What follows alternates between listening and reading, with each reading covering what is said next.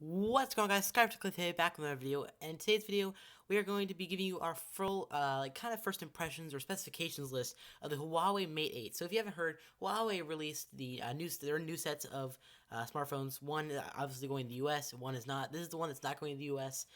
The Honor 5X is the one that goes in the US. If you want to see a first look on that, be sure to hit this the like button because it helps the channel out a ton. But to give you guys a rundown of why I think the reason to why this is so big this year is because the Nexus 6P and it's just how popular that phone was. So, you know what, I was like, why not? I'll do a video on this to give you guys some specifications. So, with that being said, let's get right into it. So, it's a 6-inch 1080p screen, or 1920 by 1080, as you guys know, which is a huge screen. It's bigger than the Note 5, if you have an idea what that looks like.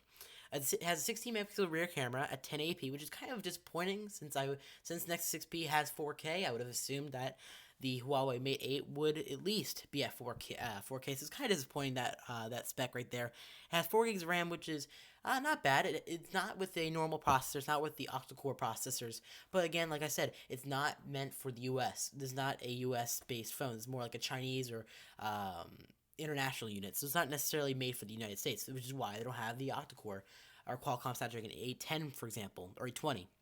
And it also has 4,000 milliamps as the battery, which is also 1,000 milliamps larger than the Samsung Galaxy Note 5. So a basic thing that you see in this is that it's a little bit better overall than the Note 5. Rather than the only thing I think is kind of disappointing is obviously the screen. While it is 6 inches, it's kind of disappointing that I think they could have to the very least put it into a 2K screen or 1440 by I think it's, I can't remember, 1280 by 1440. I don't remember exactly what it is. Don't quote me on the specs, but I think to the very least, Huawei could have put a 2K screen in there. So I think it's kind of disappointing, but that's just my personal opinion. Overall, it's a good phone. It was released in obviously November, so it was a few months ago, but now it's officially getting released everywhere. All right, so it's all metal unibody phone like the Nexus 6P, which is pretty awesome and very impressive. I'm liking that a lot. It's 6 inches, like I said earlier. Obviously, Corning Gorilla Glass 4, that's kind of like the new thing out there. And it has, unfortunately, which kind of stinks, while it has 6.0 Marshmallow, it doesn't have all the great specs.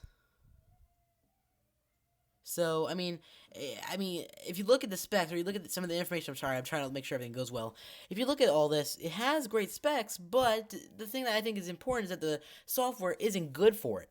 I think the software, at least Huawei software, isn't very good. I would rather go for stock Android any day of the week.